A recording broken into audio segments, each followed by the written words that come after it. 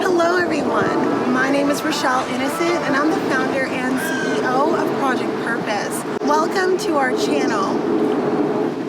Our community is focused on fostering the intellectual and character development in children. We do this through our parent-child workshops that are focused on 4 themes: autonomy, self-efficacy, compassion, and self-concept, in order to cultivate grit, perseverance, and resilience in each child. And we are so thrilled to be offering one of the first of its kind digital, virtual, and continuous learning environments, enabling parents and children to connect from all around the world. At Project Purpose, our overarching mandate is to renew and rebuild family, community, and relationships. Our different social media platforms provide us with an opportunity to have discussions and to create space on all topics that relate to family, community, and relationships with ourselves as well as with others, with a primary focus on mental health and education. More precisely, the ways that the institutions of mental health and education play a role and have played a role in our societies at large. These discussions and debates provide us with an opportunity to think critically about what needs to change within these structures for us to live up to our bold slogan: support, protect, and empower each child through youth-focused development, better known as leadership in juvenescence.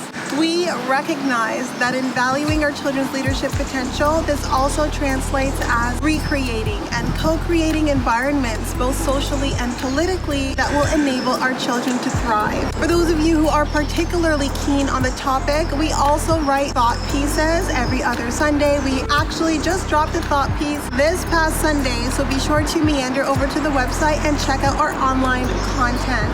Now, if it is the case that you are looking for a listening alternative, well, we're available on 12 different podcast platforms for your listening leisure, and we provided you with access to the links in the description down below. Now, as is the convention, be sure to subscribe, hit that post notification bell so that you are aware of every time we post. And of course, if you like these conversations and you want to keep them going, like, comment, and share this segment. Let's get into it. Hello, ladies and gentlemen, and welcome back to another segment here on Project Purpose. For those of you who are new, we cover topics that relate to mental health, mental wellness, and education on a week-by-week basis. And this week, our topic of discussion is mental health. And on the topic of mental health, I want to talk about self-sacrifice. More specifically, I want to talk about when self-sacrifice is healthy and when self-sacrifice is toxic. And if you're focusing on self-mastery, if you're on a journey towards achieving the goals that are stretching you beyond your comfort zone, then you really need to toe the line when it comes to self-sacrifice as you push the needle on self-mastery, because it's going to require some sacrifice. But I think that some of us, because we're super competitive, we are super energetic, we have a lot of passion for what it is that we're pursuing, sometimes we can cut a little bit too many corners. Sometimes the way that self-sacrifice translates can be unhealthy. So I think that we need to give ourselves some guardrails. So me, as someone who is a huge believer of self-sacrifice, I think that a lot of how we find meaning, fulfillment, and create happiness in this life is through moderation. I believe in moderation, but there are times when I don't want to be moderate, right? Like, I have a sweet tooth. There are some times where I want to eat more than what I know is good for me. So then in those instances, I need to practice self-discipline. And in practicing self-discipline, I am practicing self-sacrificing, because I am denying myself a pleasure that I would rather indulge in, right? And so when I think about self-sacrifice, that's kind of what it looks like. But it can also be putting yourself on a regimen to accomplish a specific goal. So when I used to do obstacle course runs, I had a specific regimen by way of what I would eat, how frequently I would work out. But I also had a very, very stringent rest and recovery regimen. And sometimes we forget that when it comes to building a timetable or a schedule to be able to accomplish something important, rest and recovery is so important when you're being that focused and that strategic with your energy. And sometimes we forget that. And as someone who's been in school for a really long time, like after high school, I did 2 undergraduate degrees. I also did a master's in business administration. But to do my master's, I first had to study for the GMAT. And when I studied for the GMAT, I had a very strict work, study, sleep schedule. And, socializing, though I tried to prioritize it to some extent, it became the element that I was okay to sacrifice to be able to accomplish that goal. But I think sometimes what we can do is we can really harm ourselves with the choices that we make when it comes to self-sacrifice. You want to make sure that when you're pursuing a goal, you're never pursuing it at the detriment of your well-being. And sometimes self-sacrifice means that we're altering the things that translate as well-being for a short period of time. Like for me, sometimes I can be very strict about how much or how little I sleep. I believe in moderation, but I've been trained, like I've trained my body to be able to go, 5.5 hours of sleep. But am I a little bit more irritable than most people? Sometimes. Is that because I'm not getting my full 8 hours of sleep? Maybe, but overall I'm a happy person. But if I did find that my happiness was starting to be something that I struggled to find, then I'm obviously going to adjust that sleep cycle. So it's a very delicate science, but I think that the one thing that we need to really adopt when it comes to self-sacrifice is making sure that it's a SMART sacrifice. So I don't know if you've been introduced to this acronym, but this acronym is so important. When you're thinking about the kinds of sacrifices that you want to make to achieve the kind of goals that are meaningful to you, and a SMART sacrifice is a sacrifice that is very specific, that is measurable, that is achievable, that is realistic, and that is time sensitive. So it's something that you're going to do for a limited period of time, and you've defined before you start the sacrifice when you're going to start and when you're going to finish. So one of the things that I do as part of my lifestyle is I do intermittent fasting. So I like to fast, every other weekend, but it's a one-day fast, right? Every other weekend, because I have such a sensitive digestive system. I've had a huge healing journey by way of understanding my gut and healing my gut and reversing a lot of the issues that were taking place and manifesting in my gut due to stress, but also due to just hereditary factors. I was able to reverse that by incorporating a schedule that became my lifestyle. So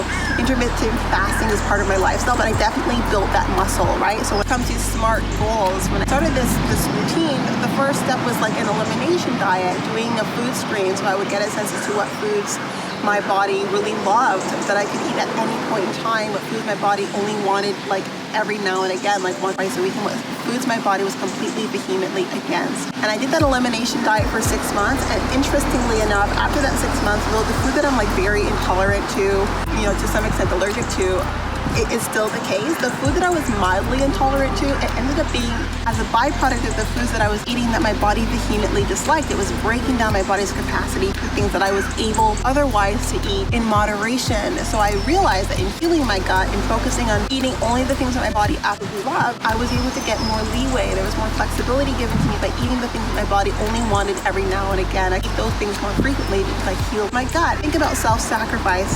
That's really the way I want you to look at it, so that you're pursuing goals in a healthy way. You're pursuing goals, but not at your detriment. You're not making yourself sick as you're pushing towards a specific goal. So I think sometimes we allow the timelines to be external to us, but when you think about a schedule that's realistic, where your well-being is in mind, if that extends beyond the timeline that you're given, then extend your timeline to coincide with like the next cycle, rather than trying to bend yourself into a pretzel to fit a timeline that just doesn't adhere to also making sure that your well-being is top of mind. And I think that so many of us have ourselves, in this race, this rat race, we're comparing ourselves with our peers, and as a result of that, we want to put ourselves in a timeline that just isn't our own. And if you accept the fact that your life is your own personal journey, you're on your own timeline, but if you do have goals and you pursue your goals with yourself in mind, with your well-being in mind, keeping in mind rest, recovery, being very intentional, mindful, and very sort of focused on the things that you're sacrificing in the short term to pursue that goal for the long-term benefit, then you're going to do it feeling amazing about yourself. I think too many of us sacrifice ourselves to such an extent that we are completely debilitated by the time we achieve the goal. Therefore, you don't even have the energy to celebrate the goal the way it properly should be celebrated. So as someone who is very much an advocate of self-sacrifice, and really I do adopt this sort of mindset of moderation. I believe moderation is so key for fulfillment, and often it is when we're overly indulgent and we don't have the limits in place, and often the limits that we ourselves need to place in ourselves, that we find ourselves spiraling out of control. As human entities, though we love freedom, we need structure as much as possible, but I think that it's really important that we are the ones that provide the structure that aligns with our personal journey, that aligns with our personal goals, that aligns with our personal sense of well-being, maximizing that well-being as we stretch beyond our comfort zone. I think that's a lot of different concepts mixed matched into one, because I do believe it's pushing towards the things that mean most to you, that will challenge you, that will force you to rethink a lot of different things. But I think that there's a healthy way of going about it, and I think SMART sacrifices are the healthiest way to achieve goals by taking away the things that you like to do now, but for a limited period of time. So cutting out some of the things that are indulgent, that aren't necessary, or moderating, like adding a little bit more moderation to the ways that you consume or spend time in those areas, so that you have more time to dedicate to the things that you care about the most. So that's really the topic for today. I think that establishing SMART goals also means creating SMART sacrifices. And again, if you didn't remember, I did put the words on the screen, but SMART means specific, measurable, attainable, realistic, and time sensitive. And when you think about time sensitivity, don't think about your ideal where you're like cutting out on sleep, not eating any food. Like your ideal means that you're like completely debilitating your body. Think about what is realistic with your well-being in mind. Please and thank you. This is a topic of mental health, and we're looking to preserve our mental health while we push towards the things that matter most. So that's the topic for today. I hope that it's food for thought for you. I hope you put it into practice as you think about the next big goal that you're hoping to attain. Think about what SMART sacrifices you need to make in order to get there. Be explicit about those SMART sacrifices. Write them out, write them down, build a plan, build a schedule, and stick to it. This has been the way that I've achieved the major milestones in my life, the major achievements in my life, whether that's fitness milestones, working out and preparing for obstacle courses that I was able to successfully complete, or whether that's academic milestones, finishing 2 undergraduate degrees at the same time with honors, as well as completing my master's in business administration